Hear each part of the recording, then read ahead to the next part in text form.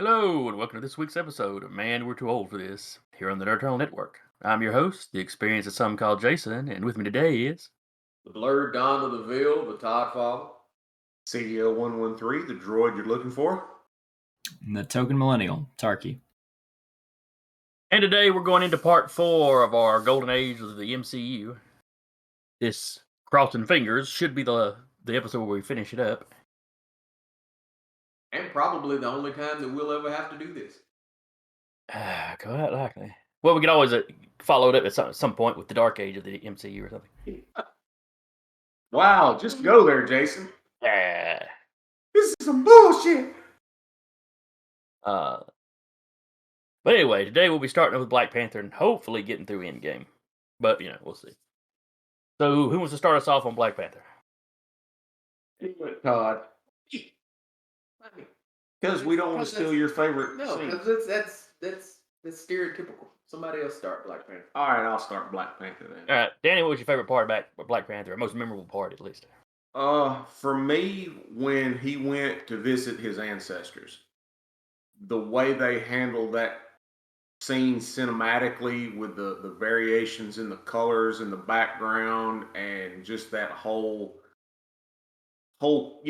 between the cinematography and the color schemes and the outfits that they had the people in, that's the scene out of it that strikes me. I really enjoyed that. Okay. What you, Tyler? The one that sticks out in my mind the most is just the bad CGI part of the fight. I hate it, but that's a thing that, for some reason it sticks out to me. Because the rest of the movie is just so good. And you have that one moment where it's like, you decided to go cheap here? Out of everything, the climactic fight, you decide, one, to make it a hard-to-tell mirror match, because they're both in the same suits. And two, you make it bad CGI that's rubbery. I'm assuming this is not your favorite part, just your memorable part. It's the most memorable. It's not my favorite at all. The rest of the movie is my favorite part. But most memorable is just that one off scene. Yeah, I'm not sure what my favorite part would be. There's several scenes with M'Baku that I really like.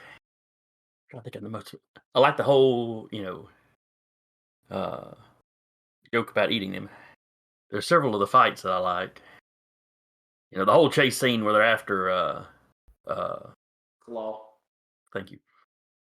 I really like that because that was him and the one of the Dora Milaje.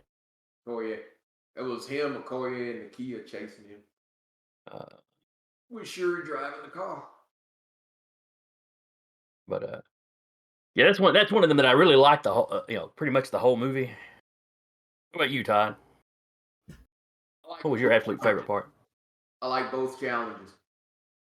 I like the first one with M'Baku, because sitting in that one, I was sitting there going, man, I'd like to live there. And the one with Njajaka, I like that one just because that was pure Black American, because he not only beat his ass, he talked about him while he was doing it. And that's something that, me and Dad both get a kick out of Killmonger, because that's us. I like Dad's favorite line is when they think T'Challa's dead, when he shows up and he's like, I never submitted, and as you can see, I'm not dead. And Killmonger's got like, man, all that challenge shit is over. And Pop hollers every time he hears that. But yeah, I like the challenges. I like I said, I like seeing the culture in the first one. And then I like the whole, is this your king? While he's beating the hell out of him. Is this your king? The one who was supposed to lead you and guide you to your future? Wow, is this your king? And then when he chucks him off the edge of that waterfall, nah, I'm your king. That's just badass. That's sheer badassery. Yeah. The part in one of the challenges that cracked me up was when Shuri's acting like she gonna step out and fight. I'm like, you 85 pounds with a brick in your pocket. that's a shout out to Hudlin's run. Because, Hudlin's run when they did, which is where that Challenge Day stuff started. She was trying to challenge, it was their uncle, Cyan, that was Panther at the time. She was trying to challenge for it, but one of the guys that Cyan beat was a great big old, he was from the mining tribe, and he fell on him. And T'Challa went over the top of him. It was T'Challa in a mask and stuff, but yeah, he went over the top of the body and went in there and beat Cyan for the title. But yeah, that's Challenge Day came from Hudlin. The Dora Milaje, as they exist in the movie, comes from Hudlin. The Ancestral Plane is one of the things that comes from Coates, because he was the one that introduced the Jajalia. So it's one of the few things that he did that I actually liked. Well, that and leaving him Emperor. I did not mind how he left the character, but his run was, for the most part, crap. All right, so moving on from Black Panther, we went from him into Infinity War. Taylor, you start us off on this one. Most memorable part for me? Mm-hmm. It's probably just as the big end mob fight is happening. You see the charge come out, and then you see, Black Panther and Captain America just sprinting out because they are, the super soldiers. They run at the speed of motorcycles, which is a thing you've seen before, but just seeing it as they're coming out towards the enemy in the funnel is just something that kind of sticks in my head. That was my part too. I remember sitting in the theater going, "Oh man, that's just neat." Yeah. Yeah. And then kind of going, "Here's Bucky. Bucky got sense. I'm back here with a gun." Yep. But my favorite single scene is probably Thor, Groot, and Rocket's arrival at the last fight. Yeah, that was cool too. Because that was finally a moment where Thor felt like Thor, where they didn't feel like they were still nerfing him. That's true. Only thing that made that better if he'd had his actual hammer. Give you that. Yeah, that was almost an Ultron. We would have words with the moment. Mm-hmm. But yeah, now that that's another one where there's a whole lot of stuff that I like. That's probably the moment that sticks with me the most. I think my favorite is Thanos hitting him with the moon. That was the oh shit. I almost wish that scene hadn't leaked, where I could have seen it in the movie fresh. Cause I can remember at Comic-Con, the leaked trailer, that was the part that they showed. Mm-hmm. Was basically him using the gauntlet to grab a moon. Cause I remember sitting there going, "That's on Earth. Earth's fucked." Yeah. But that's still a damn good oh shit scene. That's him when they finally managed to piss him off. This son of a bitch, oh holy shit, this son of a bitch is actually snatching the moon. What about you, Danny? When you see Doctor Strange cut loose in some of the fights, and it's like, that was some good, action on his part, because they started to show him as basically Sorcerer Supreme and not holding back, and he's confident in himself now. Like, oh yeah, I know this spell and this spell. Oh yeah, this one would work here. And I kept going, chop his up, It stopped being kung fu. Yeah. Because Strange in his own movie, the magic more like kung fu than it was magic. Yeah. In this, he's just standing to the side going, casting spell after spell after spell. And I kept thinking, just cut his damn hand off with magic. You can do that. Open the damn portal right there at his arm. And, can't control his damn arm. He can't use the Infinity Gauntlet. I mean, that's what's going through my head. You've seen in the book Strange do stuff like that. Like when he's gotten attacked by, was it Shumagorath? Well, tentacles off and shit. Well, that's the trick is the MCU nerfs the living hell out of damn near everybody. They nerf the hell out of most people, but if you tended to be really powerful in the book, they nerf you, and if you tend to be a hell of a lot less powerful, they make you a whole hell of a lot more powerful than you ever were. Yeah. Yeah. Because the trick is the Crimson Bands of Cyttorak alone would have held Thanos. Yeah.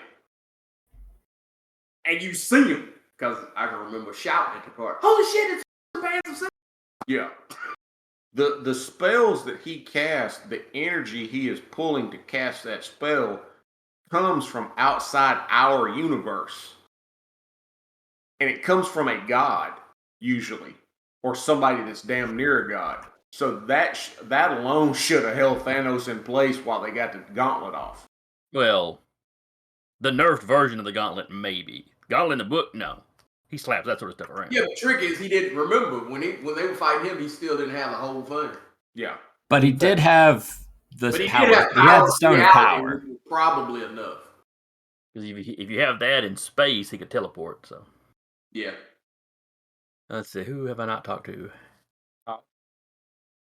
You what now? As I said when Thanos hit him with a move. Oh, yeah. What was yours, Danny? Did you do yours? Yeah, mine was the Doctor Strange. You like the Doctor Strange fight. I like the movie. Has Taylor said his? Yes, I was first. Yeah, we started with his. He liked the chart. Remember, he liked the Oh, chart. it's you, Jason. So it's you, Jason. And I talked about liking the Thor scene, so. Yeah. Oh, okay. So it sounds like we're done with Infinity War. So moving on to Ant-Man and the Wasp. I guess I'll kick this one off. Yeah, because everybody's going to say the same thing, most likely. I am going to go probably the chase scene / fight going down the road, where you've got the guy that played, what was his name, Shane, and that old cop show we used to watch. Yeah, The Shield. The Shield, yeah. You know, you got him and his gang chasing them, and then you've got Ghost shows up. Just kind of that whole scene. Is that the I one just where really he's like- using the flatbed truck as like a knee board? Yeah, that's part of that scene, yeah. Yeah, toward the end of it. Or at the end of it. That was the one where Hope was basically, shrinking the size of the van and hitting people with like giant Pez dispensers and all that shit. Yeah. Mm-hmm. I rewatched that on TV last week, and there was one I had forgotten a Stan Lee cameo. I think that's my Stan Lee cameo. Yeah, it's one of the better ones. What was his cameo? Well, when she's shooting out the PIM particles, one hits he's about to get in his car, and just as he's about to get in his car shrinks down into nothing. And he's like, the 70s are basically going to come back and haunt him eventually. And Well, it was the 60s were fun, but I'm paying for it now. Yeah, or something like it. Yeah. Yeah, I'd forgotten about that. Yeah, Stan would nail his cameo one way or the other with either facial expressions or the line that he dropped. Let's see. I think my favorite out of that movie was when he's having the conversation with Foster, and they're like, "Yeah, I got up to such and such. I made it up to so and so." Talking about the height they made it to, and it's like the others are standing to the side. Yeah. Let's get on with the business we're here for. I just realized, hell, you had 2 Shield alums in that one. Because not only was Walter Goggins, the main bad guy that you still ain't found out who the hell he was working for. Not only did you have him, but Luis. Remember, they were both on the squad. Oh, yeah. I forgot about Luis. Yeah. But all right, Todd, what was your favorite part? He asked me. I think he said Taylor. I said Todd. I thought he said Todd. I thought he said Taylor. Oh, I already told you mine. I like the Stan Lee cameo was my favorite part. Oh, okay. All right, now Taylor. That was one that I went to it because in those days you went to all of them to see if they were going to be pertinent to something. Ant-Man ain't really my character. Yeah. Adding the Wasp was kind of neat, but the problem I've always had with the Ant-Man movies is it's not my Ant-Man, it's not my Wasp. Yeah. Scott Lang was always my least favorite of the two, and hell, Hope didn't exist. So, yeah, my big thing that I liked about the Ant-Man movies is just you you're dealing on a smaller scale than a lot of the Marvel stuff. Not everything is world ending. Sometimes it's just an evil SOB needs to be taken down. Yeah. It's not global conspiracies or The thing about Ant-Man turned out to be that ended up being the key to everything. Mm-hmm. Which then you turn around and justifies the reason why you sat through it. It was like, oh, that really was pertinent. Yep. But yeah, they changed the characters enough for me that I didn't like the fact. I still don't like the fact that Wasp doesn't have innate powers and it's tech. All right, what about you, Tyler? Honestly, for Ant-Man and the Wasp, the very, very start, where you have Scott and his daughter in his house, where he has just engineered a bunch of stuff here and there to keep her entertained. Because it was just showing off Scott as guy that can do things without, just him as someone who can just fudge the number. Because it's just, I don't know, for something about it, I just really enjoyed the creativity of it. He's not super genius science guy, but a solid basic engineer. Yeah. And just the fact that he cares enough that, he's learned 5011 card tricks. He's learned. Well, some of that too is just showing how bored he is under house arrest. Yeah. I'm amazed that nobody's freaked out by the fact that he's got a giant ant. Given all the weird stuff in the Marvel, even just the cinematic Marvel universe, Yeah, but his neighbors. Thor ain't showing up at your house. That giant ant. That's actually a safety issue. It's a singular large dog-sized ant. It's a problem, but there's also people that have pet tigers. Yeah, that sucker ain't gonna be no more dangerous than a tiger. I mean, yeah, that ant dangerous as could be. I don't really know how giant ants work. I'll be honest, but well, mechanically they don't. There's a Fair. whole respiratory system thing, and the square But cube? the trick is, if you could make an ant that size, it would be unbelievably strong. It's an insect, so Actually, it wouldn't be able to pick itself up, but it's not going to. Well, like I said, if it could exist at that size and it kept its strength, it's unbelievably strong. It's an insect, so it's not like you can domesticate it. They had it playing the drums in the first movie. I'm just saying. Well, they had it playing the drums in the second movie. Was that the second? Well, they had it playing the drums. It was so clearly it's at fairly the smart. credit scene. Yeah, because in the first movie, it's the thing in that train or what gets embiggened. Yep. Because at the end of the first one, the daughter feeds. That's literally the only time you have somebody freak out about it. Because one of the cops goes, "Oh, is that a dog?" Yeah. No, it's a giant fucking ant. That's a problem. Anybody that's seen them realizes that's a problem. Yep. All right, so moving on. After Ant-Man and the Wasp, we had Captain Marvel. Todd, what was your favorite part about Captain Marvel? The end.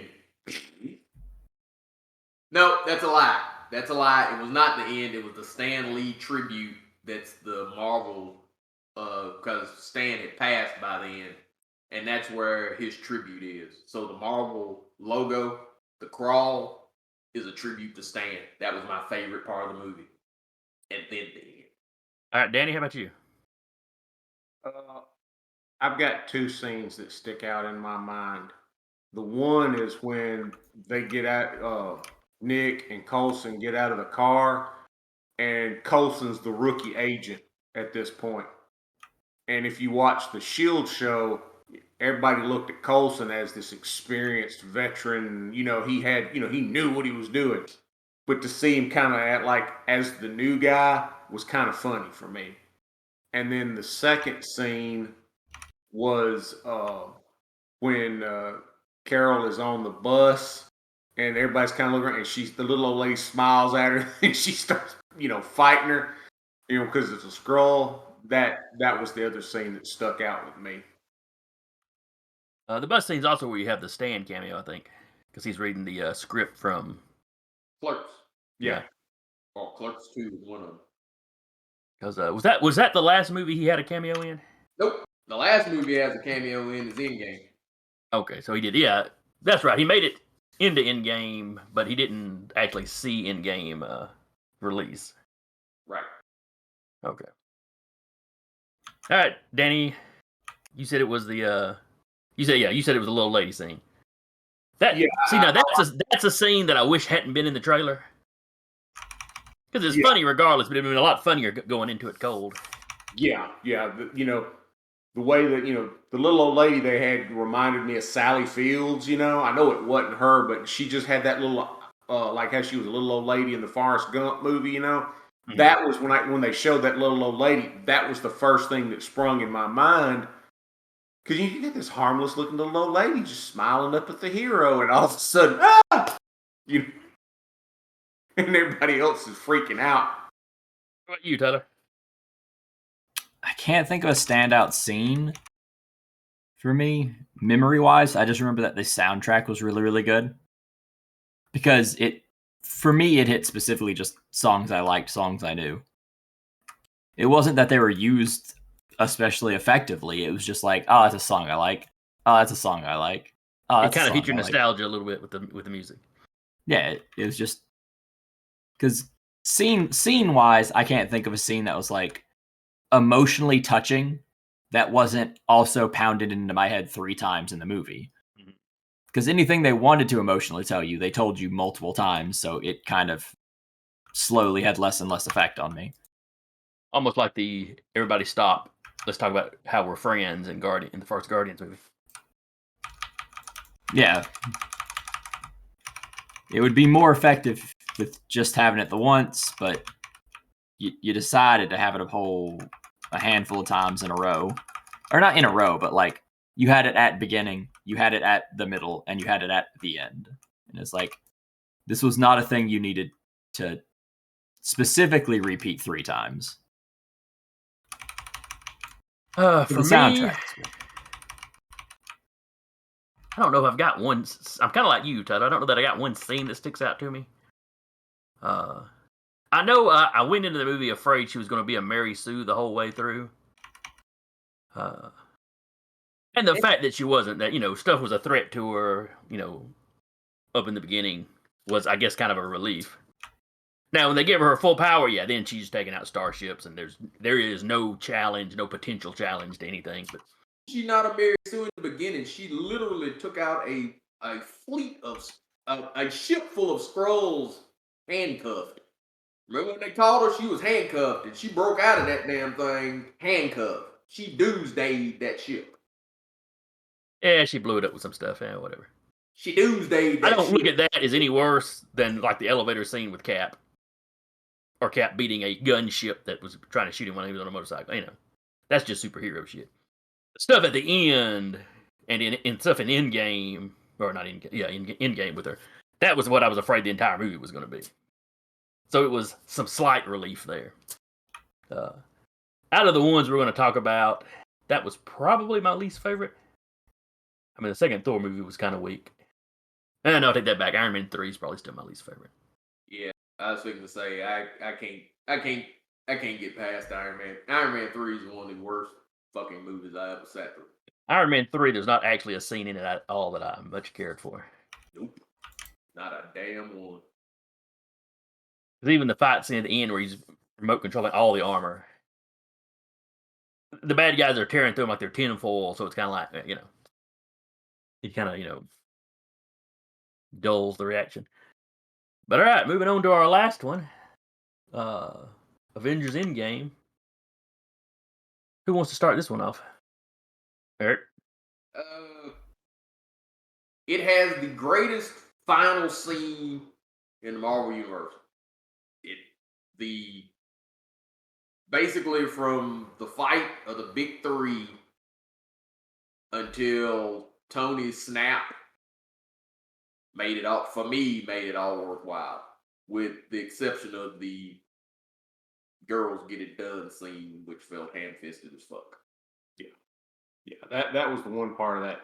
That's what scene that broke. That broke the flow for me. Is just all of a sudden it's just power. Yeah, it's ham-fisted. It's different if it's set up where everybody's kind of around there or something like that, but to basically go, just all of a sudden, everybody stops fighting everything that's female long enough for them to all do this group shot, and there's no fucking guys there. It just, it's like, goddamn. It's. Yeah, Jennifer, when we watched the movie, she goes, "Weren't they on opposite ends of the battlefield?" Yeah. And I said, "Yeah, they just kind of stuck that all together." She goes, "Wouldn't it have been better if they just went like, okay, around the thing, and okay, it happens to be a guy here, happens to be a girl here, and give a, I get that they." She goes, "I get that they needed to give everybody their moment to shine, but if they had just done it, randomly instead of sticking everybody all there to get, it would have been better, And for her, who's not a comic geek, to point that out says something. Because it was as ham-fisted as the first Guardians of the Galaxy's Friendship is Magic. Yeah. That was a problem. But other than that, yeah. When he said Avengers Assemble, I literally in the movie the first time went, "Take me now, Lord," which I've learned not to do because then I almost died 3 or 4 days later. Yeah. So I've learned that sometimes when you scream, "Take me now, Lord," the Lord does not realize that you're just a nerd looking at a movie. It goes, "Oh, you really want to go?" No. I was just kidding. Yeah.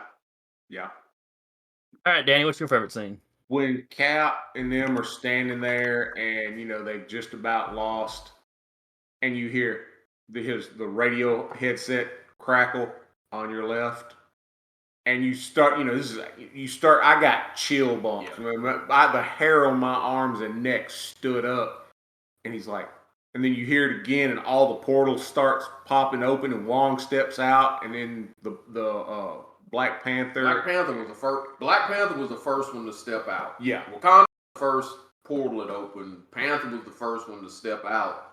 And then Falcon comes flying through one of the ones up at the top. Yeah. And you see him kind of going, as he's flying around the scene, you see all these portals. Yeah. And when they all step out, you got the Black Panther's army, sitting there, shouting and chanting and Wakandan. You go, whoa.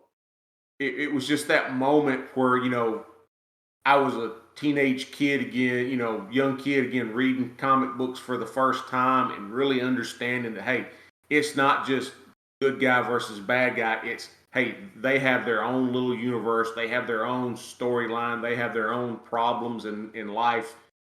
But they're putting all that aside to face a universal ending kind of situation. And you see, some of these folks had died and now they're back. And it's like, whoa. So that just kind of hit me in the When Howard the Duck shows up with a shotgun, all hell's back. When we watched that movie at the theater, and I went, I didn't do that exact sound, but it was something similar. Jennifer elbowed me in the ribs, like, "Quit embarrassing me."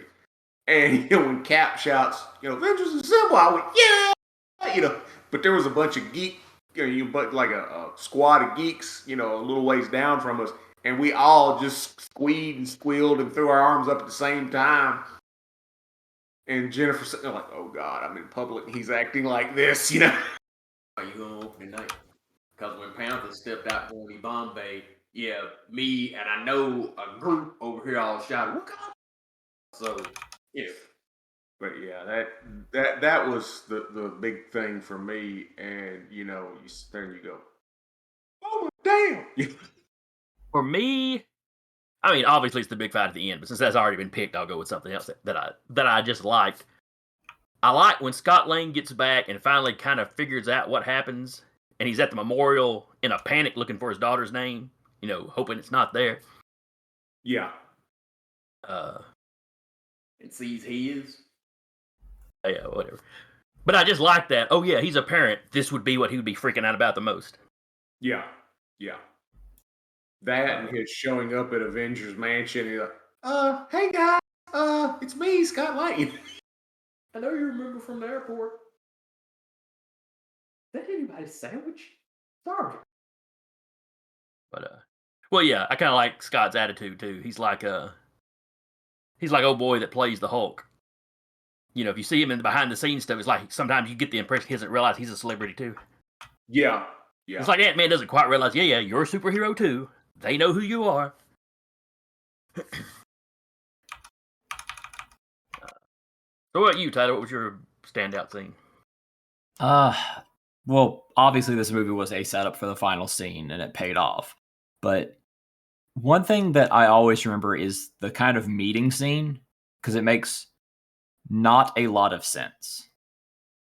The meeting where they have the screens and Black Widow's like, it seems like she's organizing the world, which is not how that would function. Like, you're given no explanation, but suddenly they're making, multinational level decisions. And it's just like, it's something where I saw it and I just went, I have no idea how that would function. You're just putting people that we know the faces of and saying that they're busy doing world stuff. Like, they're suddenly in politics when only 2 of them would do anything political. The impression that gave me to some degree there, and a lot more after I watched Falcon and the Winter Soldier, was showing kind of all your super people trying to keep the world going because the world was kind of on the edge. And like I said, you watch Falcon and the Winter Soldier, and it kind of gets into where the fallout of the snap was. Yeah, I got the impression from that scene that was the heroes that were left trying to put out fires, and see where the only person in any of that might have had any say politically was maybe Okoye, depending on who was left. Yeah, she might have been making like countrywide decisions. Cause like I said, you know neither T'Challa or Shuri survived it. You don't know if the Queen Mother survived or not. So if them 3 were gone, yeah, she probably run shit because she was the general of that. Yeah. Rhodey was out looking for Clint. Captain Marvel was basically like, I'm stretched thin because I'm going planet to planet, basically putting out fires. Rocket and Groot. No, Groot was dead. Nebula. Rocket and Nebula were basically sound like they were hunting space pirates or some shit like that. And I didn't see where anybody was making any kind of political decision. And Black Widow was basically just there because she didn't have no life. She didn't have shit else to do. Yeah. And even says as much, She's like, this family is all I got. Because that's what her and Steve are kind of going back and forth about. Because, he tells her, we need to get a life. And she's like, you first. It sounded like they were just putting out fire. Yeah. I did like how they had the survivors meeting, like a support group, and Steve wasn't there as Cap; he was there as Steve. Well, everybody knows Steve is Cap, though. So yeah, but some folks would have shown up in their uniform to show you, hey, I'm here to help you. Steve was just, I'm Steve. I thought that was like a down to earth touch. It fit his personality. Yeah, it would fit his personality. But so that in our opinion wraps up kind of the golden age of the MCU. The next 2 movies were a little lackluster, and well, we won't talk about Shang-Chi and Eternals. Well, No Way Home was better though. So what do you think going forward? What do you think is going to be kind of the general flow of the Marvel Universe? Not having seen the latest Spider-Man movie, but I watched Venom, so I know that they start blending universes. I'm expecting to see more, some a little more closer to the comic book, and recasting happening, where some of the characters are aging out of being able to do all these movies, I see them kind of starting that recast, kind of like they've done with James Bond over the years. Oh, Well, that was always how they talked like they were going to do, and then they backed out when it actually came time. Yeah. But My thing is, will they start recasting or will they reboot? See, I'm expecting reboot because the Secret Wars. Matter of fact, I saw before we started recording, I saw a thing where the Russo brothers were going, "Oh, if you guys do Secret Wars, we'd actually consider coming back." The Secret Wars they're doing is not the '80s Secret War, the original, but it's that last Hickman one where you had the incursions and shit, and that's all the people that are basically going, well, how are they gonna get mutants into this universe, and how are they gonna do this? Yeah, they're basically about to pull a DC. Yeah. They've established a multiverse. If you watch Loki is already established when they met He Who Remains. That yeah, when you get a bunch of Nathaniel Richards running around, it ain't long before they have a multiversal war. And then you'll end up with a new sacred timeline. The new sacred timeline will be likely where you'll have the Fantastic Four and mutants and all that kind of crap, because they're gonna pull a Crisis on Infinite Earths. Yeah. You have and to get mutants in, you almost need to get them in, and it makes sense. Yeah. You know, the FF you could just drop in whenever. But that's likely this is what they're setting up now, and you know, Loki started it. Far From Home is pushing it, and their whole thing is it's multiverse. So now all this stuff exists. All of it happened. All of it was real. All of it is essentially canon. And you'll have a multiversal war. Another rumor is they're talking about trying to get Toby and Andrew back for Secret War. Yeah. You'll have all the different Spider-Man. You'll have the fun thing that me and Tony kind of laugh about is, you know, they've been talking to Chris Evans about coming back, but he ain't coming back as Cap. He's likely coming back as the Human Torch. You know who I'd like? Because you could because you've got two. You could have him and Jordan run around as Human Torch. Yeah. Mm-hmm. You know who I'd like to see him come back as? Hydra Cap. Just for the expression on people's faces. Yeah. Hydra Cap flopped in the books. Yeah, that was a bad idea in the book. So. Yeah, it was a bad idea in the books. Yeah. And truthfully, the reason why we call this the golden age of the MCU is because they have basically skipped God knows how many decades of decent stories that were popular to go run into this shit that they've started in 2015, 2016 that damn near killed the fucking company. That's when it went from having like actual readers that went to comic shops and bought books to them basically having to sell the shit to libraries and shit to keep the lights on. Yep. The movies are what's keeping the comic company going at the moment. Yeah. But anyway, we'll wrap up here. So, if anybody out there has got some just great scene they think we missed, if you agree with or disagree with on something, we'd love to hear from you.